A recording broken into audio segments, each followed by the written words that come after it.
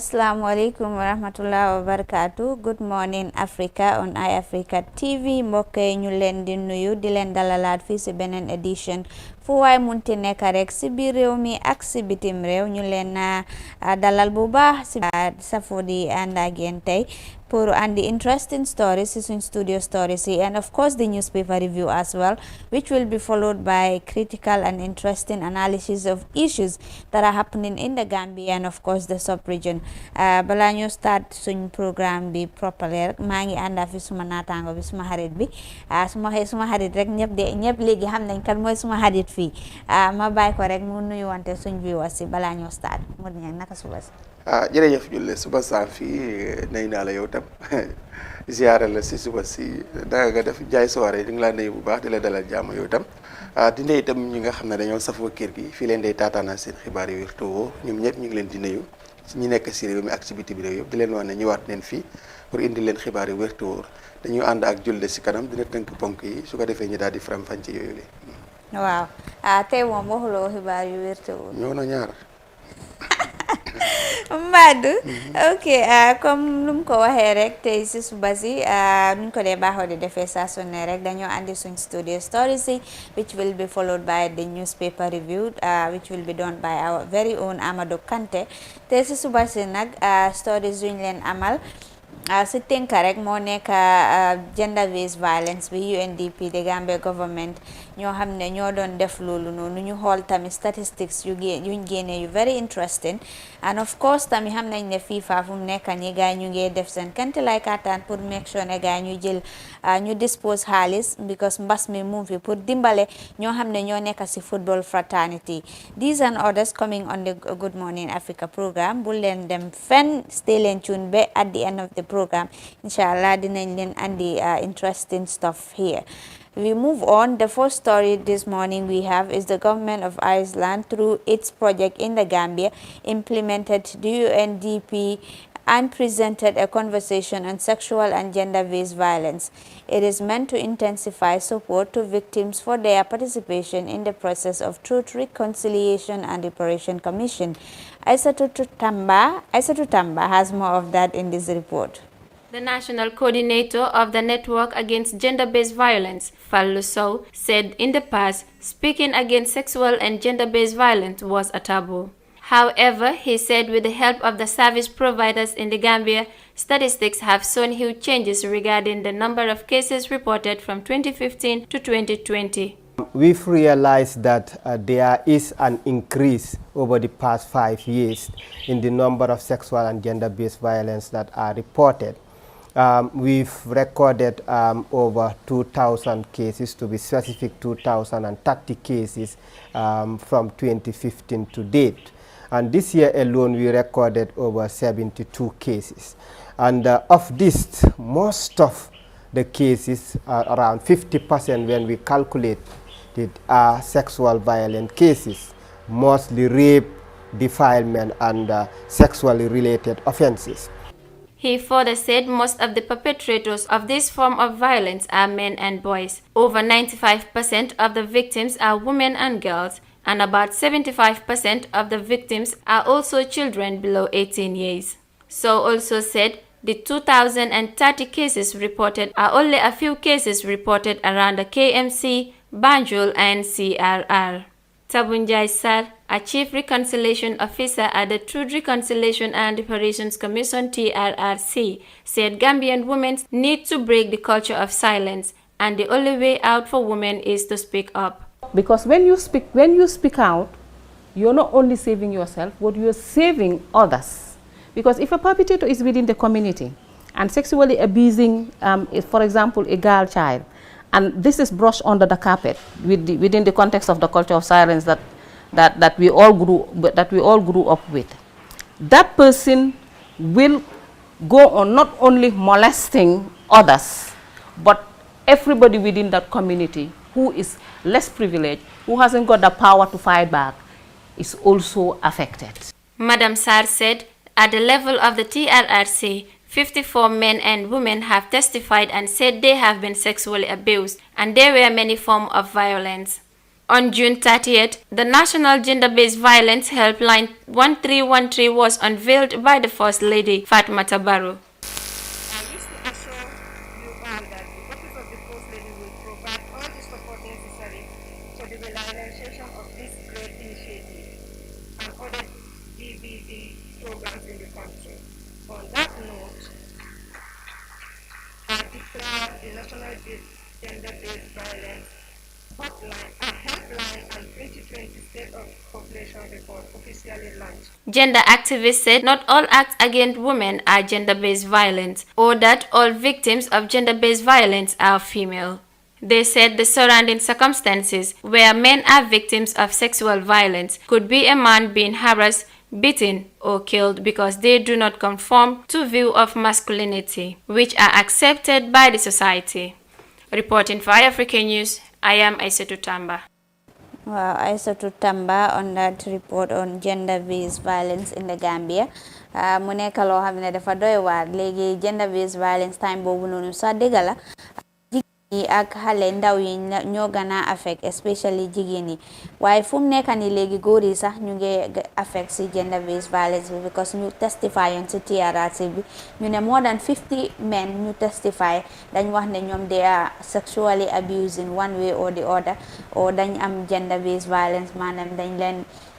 dóor dañ leen torture saaga or assault in a way like way boo xam ne daal it is sexually related waaye mu nekk loo xam ne dafa doy waar te Gambia bi fii dañ am suñ aada ak suñ cosaan yi nu mel moo nekk ne façon yi fi yi especially sexual activities duñ ko dee baaxoo di génna di ko waxtaanee di even though nit su la réebee sa recently even though nit su la réebee sa pour nga wax ko sa daf dee nekk problème te soo ko waxee sa mostly cases yu dee happen moo nekk ne parents yi dañ dee wax ne drop nañ case bi because bugguñ seen der mu yaaxu o bugguñ ñu méngoleeg seen bopp si façon yooyu noonu mu nekk loo xam ne daal dafa doy waar te these perpetrators suñ leen bàyyee ñu demee noonu rek case yi dafa gën a law rek dafa gën a yokku rek te du dimbale Gambia waaw nekk comme noo ko expliqué am na solo wante comme dafa mel ni dañ si xala am complexe pour cases si nit ñi di ko yëg because li problème bi aada bi la ak niñ dëkkee because li nga gis mooy ne ñu si bëri dañ dee ruus diw pour ñu xoolee la bët boobu so complexe boobu bokk na si li gën a tax gars yi duñ dee report cases yi because dafa nekk bët bu nga xam ne dafa laa toppa yow ba kenn xamut kañ la so te mënoon na see mën a ñàkka because mbir mu bon mu ñaaw la te soo si tegutee boromam lu ñaaw mun na koo dem defaat ëllëg seconde li keneen mun na koo ñëw defaat waaye ñun nag suñu aada ak suñu cosaan moo ñu tënk si loolu ba nga xam ne nii moo ñu gën a tardeel si xeex bi bu ko xeex bi mooy ne bu dalee suñu doom sometimes si biir kër gi mais bi jërbaat la o doom la sometimes ñu ne waaw lii ëpp na duñ ko tëjee fii 10 years dafa tardé o bët bi ñaaw tam dinañ ko xool suñu doom dañ ko daal di mu fal rek exactly mu daal di te foog naa problème bi sa ñang foofu la nekk for the fact ne ñu ne ok xaral ñu sutura ko maybe suñ family member la dañ bokk ak moom wala suñ néebo la suñ dëkkandoor la ñu sutura ko ñu xam nga ñu jël ko rek ñu xam ne rek ñu laxa ko rek bu mu génna te di moo ñuy sutura façon ji di moo la moo happen because su yàggee ñu ko nekk di def dañoo feel ne suñ ko defee sax dara du ñu dal at the end of the day dañoo baalal te dañoo dem continuer suñ normal business te loolu noonu I think ne dafa war a stop fu mu nekk waaw waaye lu naxaree xeex la because dafa dañ ko mooñaale ak doomu aadama waaw parce que xewut léegi dafa bari léegi but lu yàgg xew la si street lu yàgg xew la leneen li mooy ne pour du xotti sutura jàmbur dóor fii nit ki xëy dañ ko waa xam ak yelleefam yooyu tam yoo xam ne ni la yu ñaawlu la te soo ko bàyyi xel si TRRC bi comme niñ ko waxee ñu bëri dem neen fa joytu façon yi leen def yu mel noonu kon yooyu yëpp lu réew mi war a bàyyi xel la te am nañ yaakaar ne askan bi bàyyi neen si xel rawatina ñi nga xam ne ñoo jiite réew mi right now dinañ ci war a bàyyi seen xel gis ne nit ñi dañ leen war a jox seen àq ak yelleef parce que loi mu ngi fi am na loi lu mu jëflante ak ku nga xam ne ni dafa jalgati yoon ñu bàyyi ak loi ak loolu loi lu mu teg si loolu rek da ngaa gis ne yoon kenn du si nekk ba loi boo gis rek ànd na yu si bëri ànd na ak mbootaay xeet yi réew mu nga xam ne amuloo loi yi nga xam ne dafa ànd ak mbootaay xeet da nga ko dee ŋàññi te right now yaakaar naa loi yi nekk si réew mi yu yi si bëri mu ngi ànd ak li nga xam ne mbootaay xeet bi soxla nañ ko am na si yi nga xam ne sax dañ ko def daan xew ñu ko def doomu aadama mu ngi xew léegi defuñ ko nit ñi dante la yeneen mu ngi xew loolu mënut a ñàkk si nguur waaye ñu gën a bàyyi suñu xel si xeeñ nit ki akam ak yelleefam jox nit ki cëram ba lu mënut a xew ñu bàyyee ko ak loi def mbiram waaye nag mbiri góor ak jigéen seen accident dafa gën a bëri na léegi comme que dafa gën a bëri pexe bi mooy ne am na lu nga xam ne buñ si jógut pour di weer kiisi si nit ñi dégg na àtte neen lii wala ñu teg si ay daan dafa gën a kon because léegi la opportunité gën a am pour loolu pour def defin boobu te xale yu ndaw lañ ko dee def léegi la teenagers yoo xam ne amuñ 18 years sax that's it bu ko defee itam jul de way jur itam am nañ si a very big responsibility mooy contrôle njaboot gi because tam xale 18 years from school war de free di taxawaalu feneen pour loolu mu dal ko dafa yomb trop te loolu pour mu dal xale yi fii dafa yomb because xale yi they are free ñu ngi dem si place yi nga xam ne amul sécurité ñu ngi leen di yónni ñii ñi ngay dem jaayi leneen mostly incidents yooyu foofu leneen yeneen nag si biir kër gi la jarbaat yi nga amee raka yi nga amee foofu la incident bi day xew yooyu nag dañ ko dee moom foofu waaye dafa nekk cases yi nga xam ne ni dafa yàgg am si àddina bi wala yàgg na de te time boobu noonu ñun dañ ko dee baaxoo di dégga rek ne am na dëkk bale def na lii te dañ dee jaaxle sax suñu waxee ne maybe for example dañ sexually assault teenage xale bu ndaw koo xam ne 8 years la am or 9 years dañ dee jaaxle ñu yooyu moom feebar la moom yooyu moom fu mu feebar la waaye gis nañ ne loolu sax façon yooyu noonu sax mu ngi happen because almost every day every week soo demee si social media bi dangaa gis nit ñi ñu ko post ne waaw kii dañ sexually assault xale bi dañ rape xale bi dañ dugga nii te case yooyu noonu yëpp lu bari si ñoom duñ ko dee investigate te lu bari si ñoom sa parents yi ñoo dee tax duñ dee go ahead with the cases because dañ dee wax ne ñoom baalal nañ kooku drop nañ mbiri bugguñ mbiri mu dem si kanam foo ko gis rek yu biir kër yi la waaw waaye si mbedd be yooyu te yii biir kër yi ñoo gën a am problème yooyu dañ koy moof ma fal xam nga comme li ñu la wax rek rus nañ ñu ne booy diw moo ko réeb su nit ñi am bët boobu si xale bu jigéen boobu fekk balaa ma fay jógee nag dafa am ñu ko xoolee loolu soo moytu doomam sax bu tooñee nit sax bu màggee bu tooñ nit ñu nettali ko jëloore yaayam waaw so this is the problem so it's like fii perpetrators yi lañ dee gën a so loolu nag protect ne victims yi that's it kàddu yooyu leen dee daw ba comme ñu bari luñ ko dee waxee rek victims yi lañ dee gën a blame perpetrators yi ñoom ñoo nekk di heroes yi ñooñu nit ñi lañ dee celebrate di wax ne ñooñu ñoo nekk ñu baax ñi and victims yi ñoom ñoo nekk ñu bon ñi because something like that su happen sax ñu bari ñu laa wax ne lu bari victims yi lañ dee laajte loo soloo loolu foo nekkoon lu tax nga nekk foofu time bi wala nga li xam nga blame game bi mostly si victime bi la day fer am na si nga xam ne ni kooku xam na dañ la ëpp doole daan la dal sa kaw def la lu warut kooku kenn waru ko xaas gos ñàkk pexe la gos tayiwut ko te kooku ñu ko ëpp doole ñoo ko def waaye na am na si nga xam ne tam parents yi ñoo da jox opportunité xale yooyu ki war a def loolu daf koo yomb léegi kooku daf doon génn mbedd génnaat balaa mu am mu jël ay fan waaye danga am na ku nga xam ne loolu mooy jikkoom dafaa génne bunti néegam am doosin bu mu mun a def loolu because am na opportunité ñooñu ñu ngi wóor def lekk loolu tam waaye jur yi am nañ si very big responsibility su ko defee ñu bàyyi xel si njaboot gi tam waaye nag ñi nga xam ne dañoo daanu si xale yi moom daan war na leen lu si loi bi wax ñu dëkk ko waaw waaye moofu ma fa li nag tam lii moo ko ëmb comme li ñu fi jógee explain pour bañ kàddu gi dem ba ëllëg ba di ñu koy xoolee kooku ëllëg sa doom sax boo moytu boo yaroo rek dégg sa jëloore am na solo léegi daal ñu move on ñu wax ci leneen and hopefully ne affaire gender based violence because now people are more open about it dafa wàññeeku ñi ñi mun a jël yeneen jéego yoo xam ne dina tax góor bi ak jigéen bi yëpp ñu mun a save ci society buñ nekka we move on and go to Nigeria straight because senior secondary schools in Nigeria have opened halfway to allow graduating students to sit for their exit exam. School administration maintained that they are executing all measures to safeguard students and staff from COVID-19. Several learning institutions are offering online lessons across Nigeria, but this has brought some challenges for students. Educational facilities were ordered to close for almost 5 months due to the surging of COVID-19 cases in the country. Detail of that in this report. Wearing of masks, temperature checks and hand washing or sanitizing. all mandatory measures as secondary schools across Nigeria reopen partially. Learning institutions have been forced to close down for over 5 months now due to the coronavirus pandemic. Recently, the government announced only graduating students will return to write their exit examinations. School authorities say they've taken all necessary measures to ensure the safety of students and staff. Before they resumed, we reached out to their parents. We sent them the requirements. How every child should come with his or her face masks, and then his or her own small bottle of hand sanitizer. And of course, we let them know that we have the items for safety in place. Even though other students will be here alongside them, but every measures on ground has shown and has made us so confident that our children can come back to school.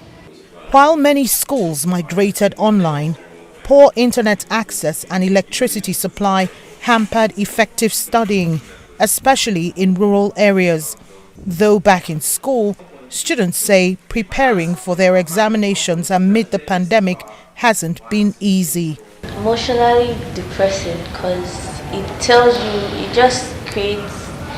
a very disturbing image that you won't be writing the exam this year and all your hard work and preparation are in vain. On a normal school day, social interactions between yourself, your teacher and your fellow colleagues is actually a compulsory thing because school is a social environment. But due to the COVID-19 pandemic, where social distancing rules have been enforced and proper sanitary personal hygiene is being enforced, before we could,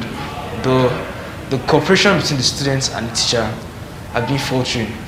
due to the fact we can't approach our teachers beyond a certain limit and communicate effectively as we could. The majority of Nigeria's students who are not sitting final exams are still stuck at home, and parents are waiting for authorities to announce when classes will resume for these learners.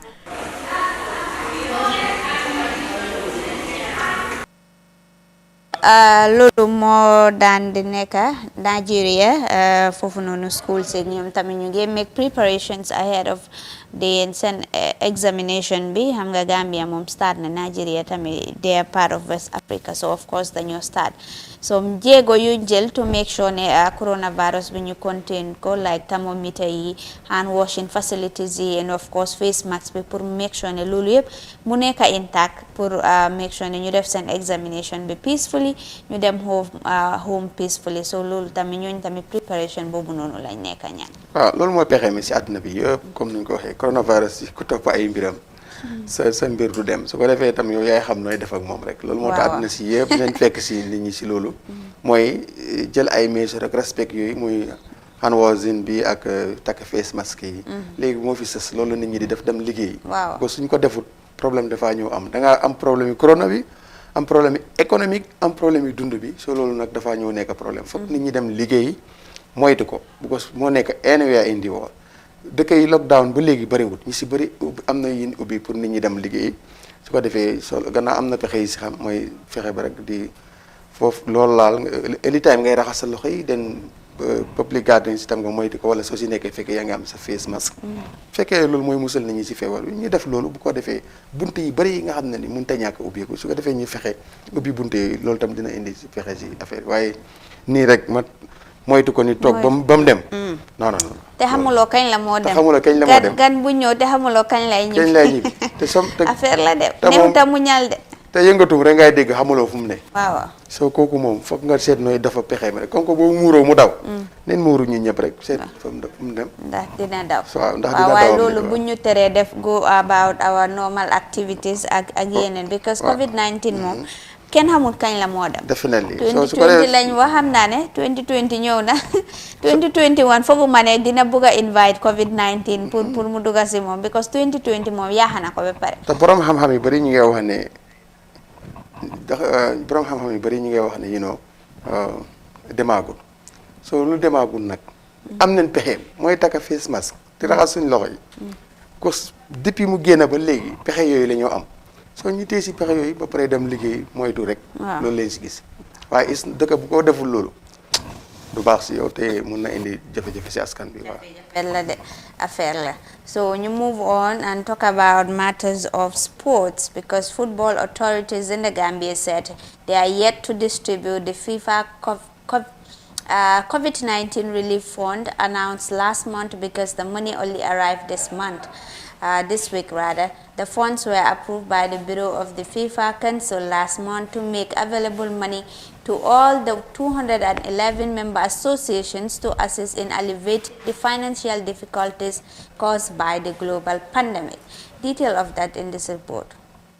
The first general grant of $500,000 and the full women's grant of $500,000 have been received by the Gambia Football Federation. Its first Vice President Bakar K. Jambe told iAfrica TV in an interview. The GFF is now in dialogue with the relevant football authorities on how to distribute the money from FIFA either this week or by next week. Series, which is the member associations, we have to apply formally to FIFA, and they will consider and they will give. All the beneficiaries also have to actually apply to their application forms, and when you are giving the money, you have to actually account for it. So there is all these forms are now handed over, and then there are very pertinent and important discussions and suggestions that are coming in from across the members in a very professional and transparent way. And those concerns, where possible, will be taken onto board, hopefully before the end of this week or by the end of this week, and a final position will be communicated and the disbursements will start. Even before a cent is distributed, eyebrows have been raised about plans to also give part of the money to the Football Federation standing committees. But Jambe said the proposal is subject to review. I know there has been concerns about it and some other ones. And like I said before, it's a draft budget. It will be reviewed as well, and the entire detail will actually be explained to the mayor. Yes, if people actually feel that it should not be part of it, and that is the majority of our members, the GFF is actually bound to go by that, and or any other one. However, that doesn't also take away the responsibility of the executive committee to apportion the money in the best judgment and in the interest of football to serve its purpose for the restart of football and the effective running and management of football during COVID-19, whilst helping our members defray some of their pandemic-related costs. Generally, it is the responsibility of the government to take care of their senior national team, but in the GFF proposed COVID-19 relief package, the GFF is assuming the responsibility of the government to pay match bonuses, allowances the government owed to the players. However, since there is cash flow at the Football Federation, we felt it necessary that we should also settle our national team players who has come in all the way and sacrificed and played for their country. The GFF is expected to receive a final disbursement of $500,000 from FIFA around January after it accounts for how the first disbursement were spent. The final phase of the FIFA grant is to be used to fund the resumption of league competitions, the implementation of return-to-play protocols, the participation of national teams in competitions, hiring of staff, the maintenance of football infrastructure, and general administration and operation costs. Reporting for Africa TV, I'm Ibrahim Akebi Sonko. Ibrahim Akebi Sonko there on that sports story. Thank you so much. FIFA guide and distribute Halis bu tagu nangu si Gambia football authorities around the world, which Gambia is a part of. So buñ ko distribute since last month lawñ ko distribute. Why Halis Gambia jotut mom Gambia jotut guys and Halis will bet this week. So from nekani Gambia dal ñom they are yet to distribute the money because this week lañ ko jot. Why over the years Mod Nyang dañ dee gis ne suñ amee ndimbal sa in the football fraternity in the Gambia fii su jotee fii FIFA dañ dee wax ne it is intact waaye dañ dee gis ne ñu bari footballers yi especially footballers yi dañ dee ŋaañi GFF di wax ne waaw nuñ séedoowee xaalis bi nekkul noonu feyaawut wala ay daanaka ay yi fi tappale daal moo fa dee nekk so this year daal tamit pour dimbale gaay si COVID-19 bi si mbas mi help gaay ne in the difficult times dañ distribute that xaalis but hopefully ne dañ ko distribute accordingly dinañ ko jox ñu ko yelloo comme noo ko dee waxee seen borom waaw lu am solo la because xama ndax because si force bu pandemic bi hitoon waaw ndimbali jógee fu nekk déggoon nañ fi xaalis bu jógee FIFA $25 million si jox nañ ko Gambia Football Federation xawma ndax moo nekk bii $500,000 or something like that xawma mooy bii xawma bii dafa nekk second waaye I think mooy bii te boobu ñun biñ ko déggee dañ waxoon ne xaalis bi is already ñëwoon na waaw dama xamut second round la o xaalis bu ñu doon wax noonu depuis booba li ma laa wax ni is some months ago maybe around 2 to 3 months ago or 4 months ago waaw ñu ngi doon wax ne $25 million FIFA dimbali na ko Gambia Football Federation xaalis bi soro di agsi na dañ ko approve woon depuis last month waaye Gambia jotul bosam so ñoom ñu ngi wax ne this week lañ ko jot waaw comme niñ ko waxee rek si daale moom dafa jafeñ waaye jafewut tam jafewut because problème bi mooy ne xam nañ ñi ko yeeloo so lii problème bi rek nga bëgg a séddaale rek bu def bu bukki bi boobu moom bu ñëwee rek problème am na waaw because bukki moom moo nekk julde moo nekk njaay moo nekk soirée so boo bëggee wax ne nag bii julde bii njaay bii soirée bii ku si njëkk a jël te teg naa suma loxo xam nga kenn du am loolu mooy séddaale bukki su ko defee nag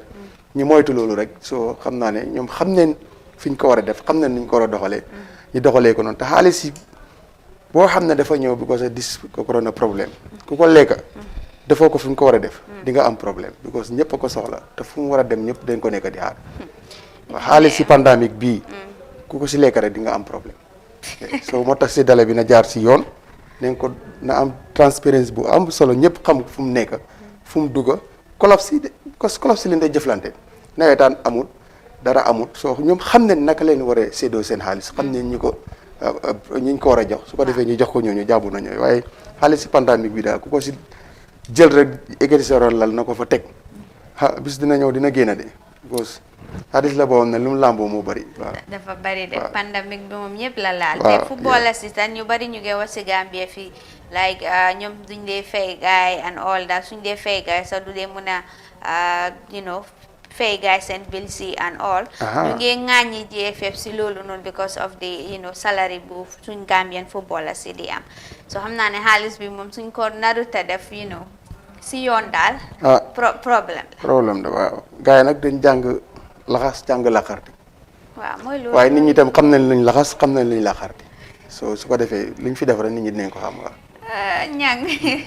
alright boobaa loolu am na solo ñu xool rek ñu ne lu si kanam rawut but léegi daal ñu xool naka la ñoo séddoowee mbir mi because footballers yi tamit xam nañ yëg nañ ko xam nañ ñaata la so xam naa ñu si bàyyi seen xel ñu xool ñaata la ñoo jox gaay léegi ñu move on to another thing because the state of public emergency and of course the curfew ended last night ñu xool lan la ñu am someone here from the health authorities mu wax ñu the impact it will have. For the past 3 weeks, the public were ordered to stay indoors from 10 a.m. to 5 p.m. From 10 p.m. to 5 a.m. as the government imposed a curfew in its latest efforts to curtail the spread of the coronavirus pandemic in the Gambia. But the latest emergency declared by the government of the Gambia is set to expire last night, which expired last night. Detail of that in this report.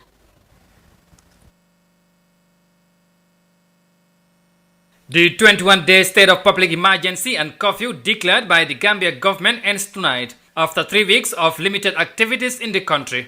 Since the confirmation of the first novel coronavirus in the Gambia in March, President Adama Barrow has declared a series of emergency regulations as part of efforts to contain the spread of the virus in the country. But that did not stop the surge in COVID-19 cases, as the country recorded over 2,000 cases. Also, part of the measures under the new state of emergency ordered all congregational prayers in mosques and churches to be banned as sea, land and air borders remain closed. The markets were asked to operate from 6 a.m. to 2 p.m., but that regulation has since been reversed by the authorities.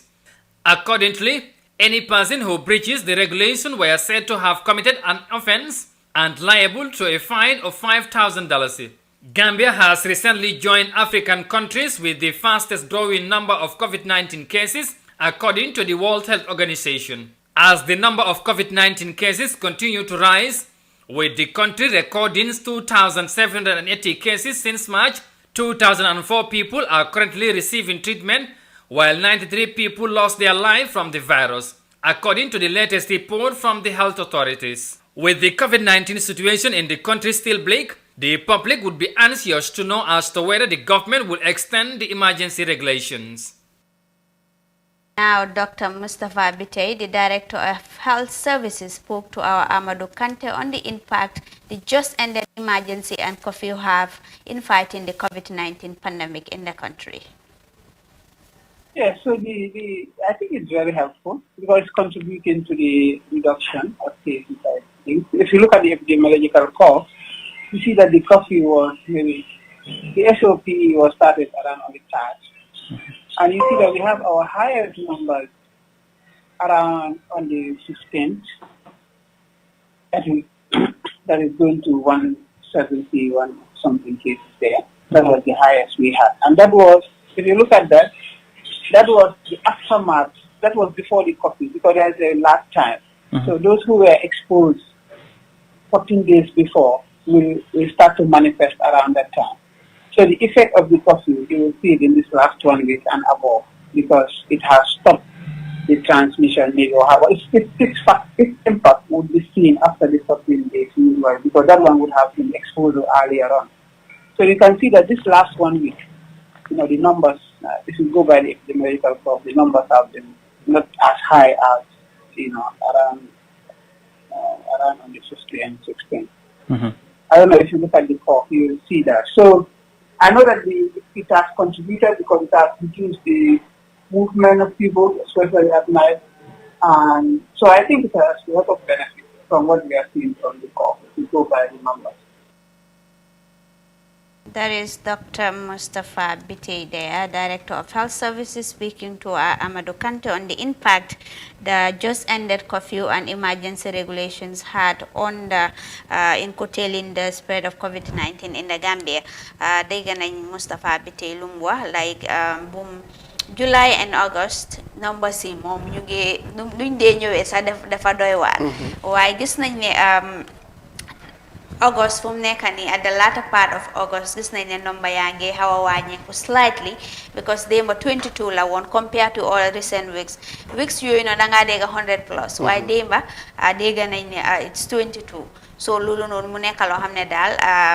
daanaka mu ngi wàññeeku soo ko compare with recent ones so curfew bi ak emergency regulations yi if there is anything to go by fon naa ne lu mu nekk di wax moo nekk ne am na impact tuuti waaye impact bi mut ñaan like start na ba ending bi la start dooga am impact ndax curfew bi ak emergency regulations yi ñoo def impact bi wala ndax Gambians yi ñoo start to be more careful of it ñu ngi washing hands ñu ngi social distancing and all that mun nga koo link to yooyee waaye moom dégg nañ aspect am bi moom he is a health officials nañ dafa bokk si mbir yi wax na ne tamit slightly am na impact. waaw askan bi ñoom liñ gis ne feebar bi jeexee moo ko fi génnee. mooy ànd ak ndigali docteur si mooy di raxasu du moyti ndaje yi sol face masque. waaw ñoom seen askan bi ñoom seen test lu mu leen jox mooy ne si li askan bi di wax bu feebar bi si fi jógee wala mu wàññeekoo fi gannaaw yàlla mesure suñ jël mooy takk face masque yi bu ko si biir mbooloo yeeg yooyu noonu daf si nekk lu am solo bu ko feebar la boo xam ne bu nekkee si yow bakkeen ak gémmiñ toujours am na lu fay génne waaye am na lu faa duggee. loolu nag mun na transfert lu bëree bëri. moo tax face masque yi si jàngati askan bi daal ñoom bu ñu doon joxee risol si feebar bi wàññeekoo wala mu jeex bi ñoom dañoo gis ne mesure boobu mooy mesure bu nga xam ne ni mooy lu gën a jox majorité yi feebar bi pour mu dem daanu. waaw because soo demee seen bi di leen laaj di la wax ne dañ tëjoon baas yi tëj clubs yi tëj everything te Gambien si bëri lu ñoo taxawale si biti si xaaji ko di jotee kon da ngaa gis ne bon curfew bi am na sax yeneen mbooloo yooyu dem def nañ sa investigation laaj sam nag nga ko gisee because nee woon ne dinañ si spend xaalis bu bëri waaye xaalis boo ñuy spend si curfew bi jëndoon ko ay face mask jox ko nit ñi ñu bëri ñu ngi wax la because moto yi ay foyel la ñoo lakk la koy ndox xam nga ñaata 1000 litres depuis 21 days ñaata leen si lakk so ñu askan bi ñu ngi wax ne loolu buñ ko jëndoon ay face mask jox ko nit ñi because ba pare tëj continuer di tëj collapse yooyu nga xam ne guddi moo doon indi jaxasoo bi waaye pour ci biir réew mi fi su dut collapse nga gis gathering bu ma 10 people after 10 so lu jafeñ la bu nekkoon xew ak yooyu noonu te yooyu yëpp mu ngi nekkoon ne bànn neen ko gars yi ñu ngi wax ne that expensive ci askan bi ñu ngi wax ne expensive boobu bu ñu ko jëloon def ko face mask jox ko askan bi dina doon baax gaana because sécurité da la dem si réew mi am nañu ko gisee noonu ñaareel bi mooy ne tam ñi gën a respect lifin si mais aussi mooy raxas suñu loxo yi wàññi daje yi tuuti dañ continuer sol face mask xam nga face mask moom mooy bu nga xam ne moom laa gis ne mooy di main point bu nga xam ne ni askan bi sa apprécier nañ ko te dinañ ko continuer di def te dafa mel ni depuis ñi force nit ñi ko continuer di def fekk time boobu nag lii dugg na waaye after loolu bu mu duggee ba pare biñ continuer di takk face mask yi askan bi si li ñuy wax ñoom mooy ne si la lim bi door di commencé ñu am 20 something 20 bi di ñëw te noonu la moo gën a wàccee because time boobu lu waa nekku si comme nee nga takk ko waaye bu si lu waa dalee nga xam na ni kiñ dajee boo duggee si moto sax problème am si drive bi wala keneen ba ñëpp pripeel ko seen boobu ut ko kon loolu nekk na li nga xam ne ni am na risol bu baax a baax te risol am feeñ na su ko defee nag ñoom li ñoo wax still now face mask doo mën a dëkkee benn bi waaye ba léegi ku nekk war nga ko utal sa bopp waaye nag am na taxawaay bu si nguur war a taxaw moom itam ak NGO aussi yëpp pour dimbale si askan bi itam because sometimes da nga dee gis face mask yi nga xam ne ni macha allah daf dee xaw a doy waar trop fa am na faaleen yi nga xam ne moom wariwul si mais bi sax bu ñu lekkee boobu la ñëw fompee si gémmi ñu nekk si minute ñu dellu ko si takkaat faaleen yi ak jaañal yi dégg te loolu tamit foog naa ñi the health authorities dañ war a def dara si loolu sensitization dangaa gis ñoo xam ne dañoo jël face mask bi ñu use ko for 1 week duñ ko fóot te soo tasee gars yi sax tilim daf dee tilim ba xam ne sax daf dee feeñ foofu noonu yow sa bopp nag day gis ne face mask bi dafa tilim te tilimaay boobu noonu mun na am yaa ngi ko use every day mu am contamination and all that nga ñëw solaat loolu noonu waat xam nga it's like yaa ngi xam sa boppa dan yaa ngi aat sa boppa xam nga mun na am du coronavirus rek mu dem ba jur saafara bu jur jàngoro daal mun na ko nekk waaw saafara bu jur jàngoro saafara nag dañ bëggoon muy faj waaw waaye bu demee bu jur jàngoro moom loolu affaire la de so loolu moom dafa nekk lu doy waar waaw ñu bàyyi si xel tamit bul dëgga la face mask bi pour sol ko dafa am solo torop waaye tamit pour toppatoo face mask bi tamit dafa important like even soo mënutee every day sax sooy raxasa soo demee kër make sure nga fóot ko nga aj ko fenn face mask dafa neexa li fóot dafa fat mu wow so every day ñu toppatoo face mask yi and all that because sometimes dañ koo génnee sooy lekka nga teg ko fenn wala sooy naan nga teg ko fenn wala sometimes soo nekkee yow kenn nga génnee ko xamuloo ndax foofu dafa am it's contaminated so it's very important pour ñu toppatoo tamit face mask yi because you know prevention is better than cure but whilst we are preventing ourselves as well you make sure ne ñu def ko in the right way su boobaa loolu moo jeexal suñ studio stories yi si Good Morning Africa programme bi loolu moo nekk suñ first half bi waaye second half baa ngee ñëw moo nekk the newspaper review stay tuned and that will be done by our very own Amadou Kante.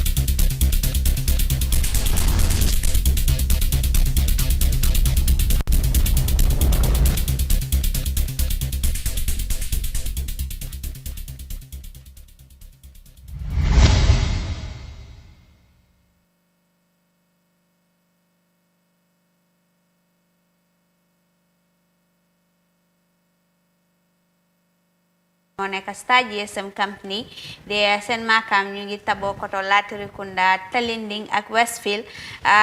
Modou Niang nga ne fan moo nekk seen main bureau bi kër gu mag bi Talinding seen kër gu mag bi moo nekk Talinding spokesperson bi wax na ñoom nag ñu ngi deal with mobile phone solar satellite installation and all that everything nga si first batch bu ko ubbi laa bokk moo tax man ak Baba Cissé time boobu Lamine Rikuru la ma ne ko waa kañ moo taxit nag moom nag mun nañu wax si Star GSM lu bari non xam naa foundation bi moom lu bari xam naa ko si waa Star GSM ay jàmbaar leen ñu ngi def lu am solo si réew mi waaw si waaw di jaajëfal Lamine moom xam na bu déggee dina xam ne moom time boobu ñu ñoo nekk boosam man ak Baba Cissé waaw Star GSM compagnie jaajëf waay seen liggéey am na solo seen taxawaay am na solo su boobaa rek ñu bàyyi Amadou Kanté mu wax ñu tey lan moo fes si étiquette yi yëglekaay waaw jërëjëf Julde di la nuyu bu baax Modou Niang di lay wax naka suba si nuyu tamit ñuy seetaan right now di lay wax good morning waaw comme noo ko waxee rek second half bi door na léegi nii ñu yegsi si li gën a fees ci news office tey seen headline si waaye just quickly pour wax ne tey ñu ngi am the three headline newspapers of course mooy the Standard newspaper the Foroyaa and the Point newspaper and we are starting with the Standard tey ci suba si la just quickly rek ñu indil ñu seen headline si comme ni ñu koy defee saa su ni mu ngi noonu group 6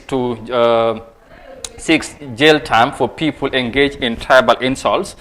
mu ngi noonu another one Sir Dawda Kairaba Jawara remembered a year after passing and Yankuba Toure debunks his orderly and driver's testimony. Buyam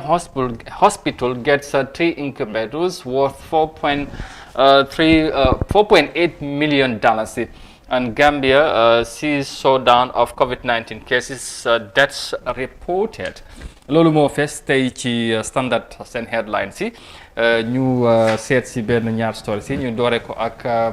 group 6 jail term for people engaged in tribal insults. Now, Operation to Tribalism, a non-partisan movement formed by Gambians from all walks of life, has vowed to tackle tribalism and tribal insults through facilitating prosecution of people found wanting. We know it will be very difficult to wipe out tribalism entirely at one go, but tribalism or tribal insults will have to stop. We have set up ourselves as foot soldiers against this dangerous act, and we are ready to destroy anybody or any group that engages in this bad habit. When we catch anyone in the act, our lawyers will take you to the court. The movement's chairman Keba Cissé told the Standard. mu ngi noonu taxawaay bu bees ci li nga xamante ne mooy benn groupe mooy ay nit ñoo booloo Keba Seck moom moo jiite mbootaay boobu seen taxawaay bokk na ci daal mu ne ni ñoo xeexee li nga xamante ne mooy ay tribalism mooy yëfi xeet bi nga xamante ne ñu ngi ko gis ci biir réew mi ak tamit saagante bi ak waxante lu ñaaw yaxante dir ak yu mel noonu nee na daal loolu dañ koo jóg pour ñu xeex ko ñu génnee ko ci réew mi ñoom nag nee nañ mouvement bi bokkul ci benn parti ay nit ñi nga xamante ne fu ne lañ jógee ñëw boolo am dat yéene pour génnee loolu ci réew mi nee nag loolu saagante bi moom loolu dinañ ko génnee fi te tamit dafay stop ci nu mu ko waxee wax nañ lu yaatu ci seen plan si ak tamit am nañ ak lawyer nee nañ kuñ ci jàpp ngay saaga nit wala di def naka su du noonu nañ la yóbbu ci kanami luwa ñu deflante ak yow. waaw loolu julde lu am solo la te def mën nañ wax ne sax ñëw na si time waaye léet na sax waroon nañ ko am bu yàgg. parce que dafa nekk lu nga xam ne réew mi ñu ngi ko fayantoo te mu mën a jur lu bari loolu de ba si WhatsApp si yëpp dañ war a contrôle loolu because ñi ñaa ngi see toroxal nit ñi ñaa ngi see yàq àddina nit yi te mënoon naa ñàkk because comme démb rek fan naa julde ñu ngi ko fi doon waxtaanee ne dañ dee jël bëgg a yàqa nit ki rek nga dugg si social media bi yàq ko loolu dafa yomb trop dara du la si fekk am na réew yi si jël meesa ba nga xam ne ku ko def jeel mën na la see fekk te loolu taxawaay boobu réew mi war nañ see groupe bi dëkk réew government bi daf ko war a support dooleel ko National Assembly support ko dooleel ko bu ko su mën naa wàññi lu bëri boo danti ko wante si wàllu xeet affaire bu tardé la affaire bu doy waar la waaye ay meeso rek ak ay loo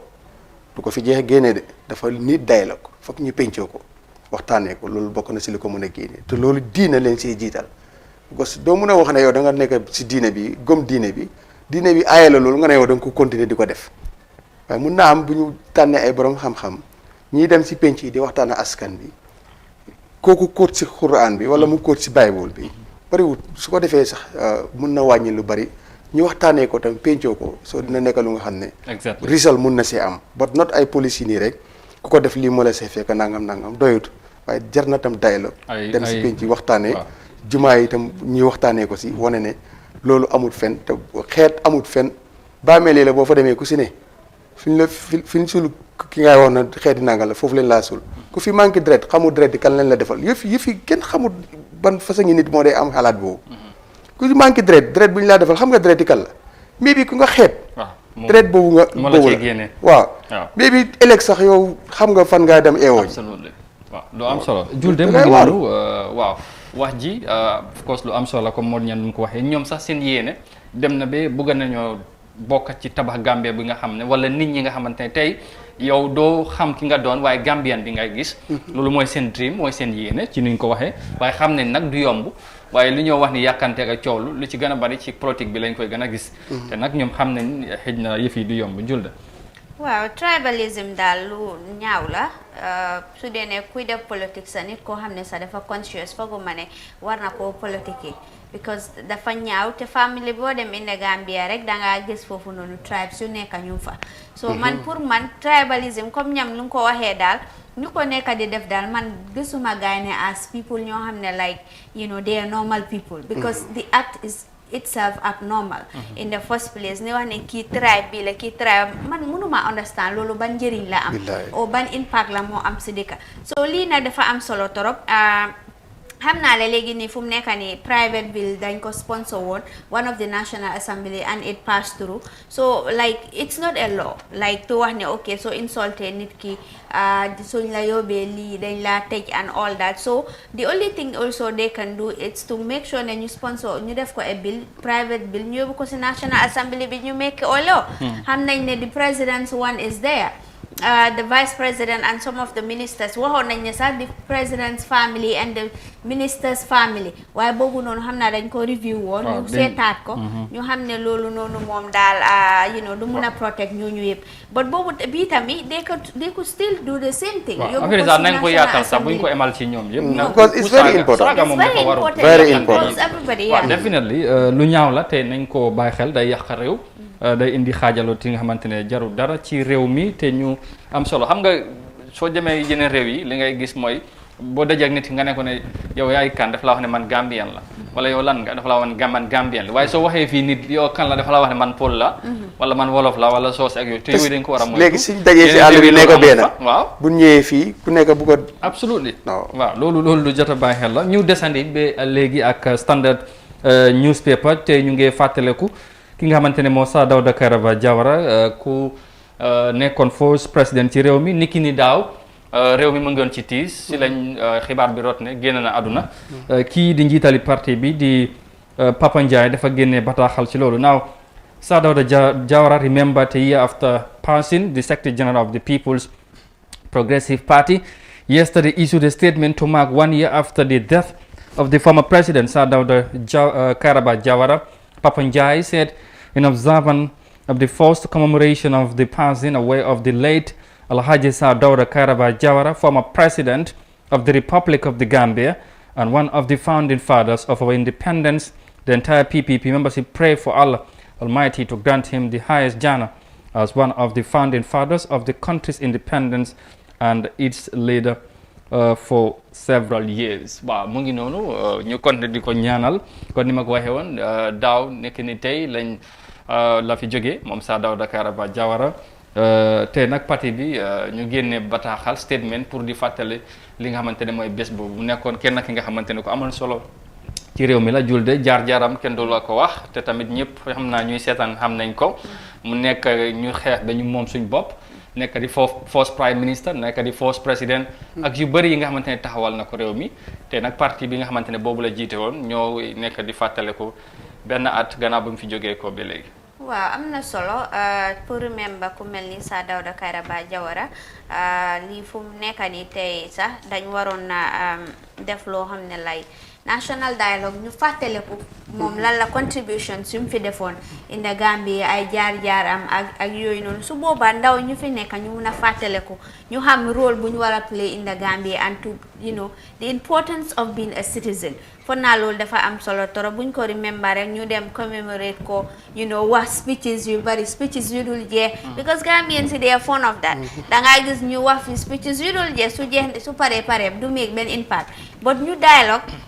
ñu reflect ñu def documentaries on him jaar-jaaram achievements yum def xamal ko ndaw yi ñu mun a emulate ku mel ni Sir Dawda Kairaba Jawara that is the only way forward rather than speeches yi nii la def ñëpp xam nañ loolu waaye to preserve the future for the future generation I think this kind of things every year ñu def ko loolu noonu ndaw ñi mun a fàttaleku ne ok kii moo nekk Sir Dawda Kairaba Jawara lii la def si réew mi ak lii la achieve waaw nu ko waxee rek lu am solo la di ko ñaanal fa mu nekk yal na fa nekk ak yeneen bi kilifa la gu baax koo xam ne réew mi des koy fàtte because mooy papi réew mi wi kan seeda comme ni ko Julde waxee fàttali ko am na solo bu baax yaakaar naa nag National Assembly am na sax lu ñu doon vote pour bindal dara si moom wala def place bu mu nekk lu lifin waaye still naaw gis nañ ne place bu mu tëdda dafa guñ fa benn mandarga xam naa ne ñi ngay ñaan balaa beneen at di ñëw ñuy fàttali ko bis bu mu génn jamono place am bi ku nekk boo ko séenee di nga xam ne fii la président bi tëdda su ko defee ku fa bugg a dem fa ñaanal ko te ku fa bugg a dem boo fa demee di nga fekk bug bu nga xam ne dina la wax jaar-jaaram fu mu jëlee réew mi ba fu mu ko indi so loolu yëpp National Assembly amoon na waxtaan buñ si doon def xam naa ne ñu ngi si kawam waaye place am bi bëgg ne mu am mandarga moo ko xam ne ni ku ko xool la di nga xam ne kii yelloo na loolu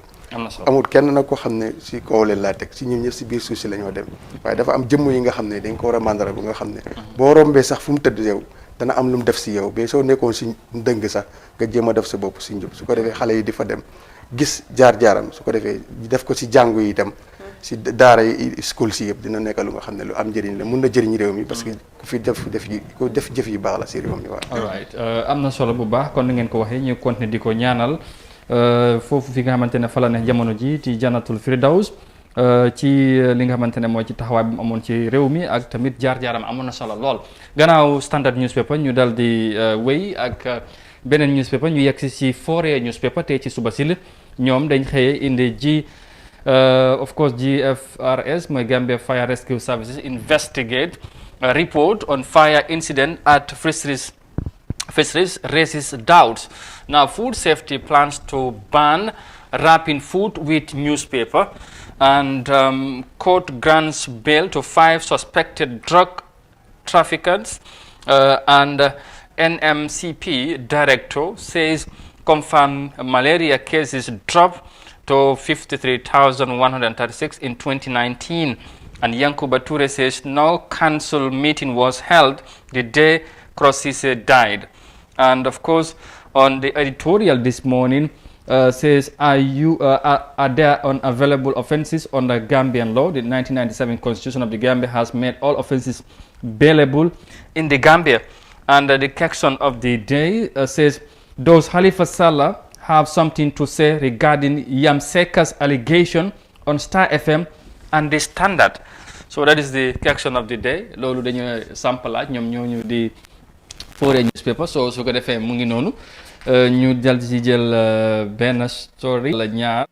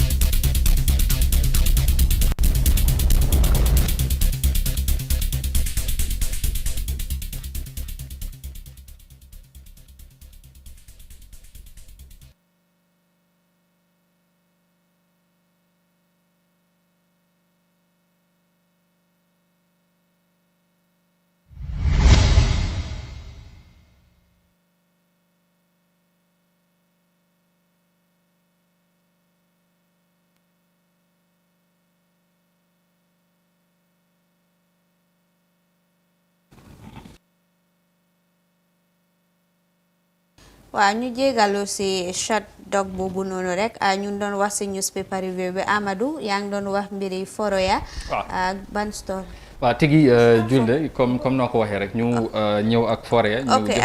all right. ok newspaper bi Foroyaa nga doon. waaw exactly Foroyaa laa nekkoon joxe nañ headlines yi ba pare ñu jël si quickly ci benn story ci newspaper boobu. Food safety plan to ban wrapping food with newspaper. The Food Safety and Quality Authority of the Gambia, SFQA, have informed Foroyaa that they are working on banning the act of wrapping food with newspapers. So mu ngi noonu. waaw ñoom ñi nga xamante ñoom ñoo yore wàllum lekk ci biir réew mi nuñ ko seetee ak mu nekk lu mucc ayib ñu ngi ne li nga xamante ne jamono ji ñu ngi cee liggéey te bu ko dàqalu wala baan ko mooy lekk yi ñoo jël di ko rap ak newspaper yii ñoo loolu dañ ko bugg a stop ñu baan ko ci réew mi. waaw faya naka la sax food moom dafa am solo te newspaper si lu fa dee li taxal daf dee bari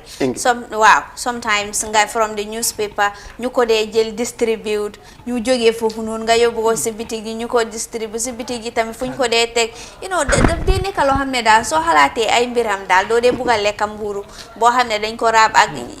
newspaper te ñeneen sax ñu bari dama dee dégg ne suñ demee si bitig si sax dañ dee wax ne buñ leen raabal si newspaper dañ dee am seen own lii fuñ ko dee raab oo ñu andi seen own morso fuñ ko raabe so I think this is a very good move because newspaper daal fu mu nekk nii daal it's not that civilized pour nga use ko nag nga use ko ak te ñun fii gars loolu la ñoo raabee mburu yi ndéewoo mburu yi billaay Amadou loolu moo si bu dee suñu yi di waa dëkk bi du problème continuer yi ay newspaper la ñuy wàcceel fii kon nen ko baan foofu noonu force yooyu yëpp la sax foofu leen ko njëkkaa baan because ñu suñu bës sax mun naa moo gën a seet bale gën xamul ban iyal waaw te ay continent ñoo day wàcce fii newspaper si port bi fii lay jaar so kon neen njëkkaa baan foofu ba pare nag bu ñuy ayee yii nañ ñu oral kayit bu ñu ko ëmbee because nguur boo ayee dara da ngay teg dara waaw doo mën a wax nit ki bul jaar yoon bi ba pare indil ubbiloo ko beneen yoon neen order yeneen kayit yu nga xam ne is civilised bi ñu fi génnee mbuus yi am na lu ñëw so loolu nañ ko traité so dañ ko traité ut kayit yu correct yoo xam ne ni kayit yu fariñ bi bu yu mel noonu am na yoo am ne dañ ko dee daf day ñëw comme rôle neen order yooyu ba pare wan ko nit ñi askan gis nga buñ fi jëlee mbuus am na luñ fi am na leneen lu ñëw te loolu doxoon luñ xëyee BAC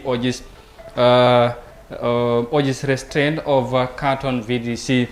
matter mu ngi noonu comme na nga gisee beneen bi mooy Yang says Ensa Mendy was not his bodyguard and volunteer of course dictates the assistant COVID-19 patients on self-isolation at home comme niñ ko of course doctors rather then police arrest 4 suspects of counterfeit number plates loolu moo nekk ci li nga xamante ne mooy ci point and Barrow declared Muslim New Year as a public holiday ci point newspaper bu fekkee ne xam naa ne Julde time bi jeex na de waaw comme jeex na tàkk ñu yemandi foofu nag xam naa ñu jégalu gars yi waaye for more details on those stories you can of course grab one point newspaper and of course the Standard Foroyaa as always so nga gën a xam li nga xamante ne lu ci nekk waaye ñu gërëm leen bu baax delloo la Linguère ya Julde waaw jox gars yi rendez-vous non delloo ko Linguère yi waaw Linguère yow dégg nga xam nga Mood Yang baax na daal yow am na kuy seetaan daf lay booy tungsu wala du Linguère yi waaw mu ngi noonu jërëjëf Amadou loolu am na solo sa taxawaay bi am na solo trop comme loo ko wax rek details of those stories they can grab the various newspapers Standard Foroyaa and of course the Point newspaper lii Mood Yang waruma laa jox sa nga jox rajo su ma waaye nga ne yi tamit nag bàyyi si yooyu baax na joxal gaay rajo so jërëjëf xoolal Mendy Junior booy su caméraman bi xoolal Mendy maa ngi laa nuyu bu ko caméra bu ma fees yow yaa ko amee di ko focus nice maa ngi laa nuyu Mendy Junior kaay ñu ne xeexu njaago nag du jeex waaye ma njaago du tooñ waaye ma njaago xeexam duy jeex so thank you very much mbokk yi ñu ngi leen di jox di rajo ba ëllëg ak jàmm àjjuma di leen fi dellusiwaat indi leen yeneen xibaar yu wér te wóor fii si biir kër gi Julde jërëjëf waay di la jaaraamal bu baax di jaaraamal Amadou tam si xibaar yi eti kër yi la kay yaatal bi am na solo bu baax a baax waaw Julde moom madame naka la jërë ngeen jëf kii naka la tung su madame naka Sané Buré Sané Buré la Sané Bala Manding kumbalin ma ne xoolal nu mu ko wëyee. alright ñu ngi jaajëf Tungs si Ado suma ennemi bi Moussa partner in crime ak gars yi yëpp ñu fa nekk. ak jarbaat yi yaruwudi waaw jarbaat yi demal fale Ado du sant yàlla su ma ko promoté sax ak Fatou Joola Miss Universe jaajëf waay si taxawaay bi am na solo torop ak of course di leen jaajëf yéen ñoo xam ne yéen a baaxoo di ànd ak ñun saa su ne rek si Good Morning Africa programme bi jërë ngeen jëf kontaan nañ torop yéen a ñu tax a jóg yéen a tax ñu ngi everyday ñu ngi add value to the programme ba ëllëg inshallah to another program or edition of the Good Morning Africa program. Do have a pleasant day. Bye-bye.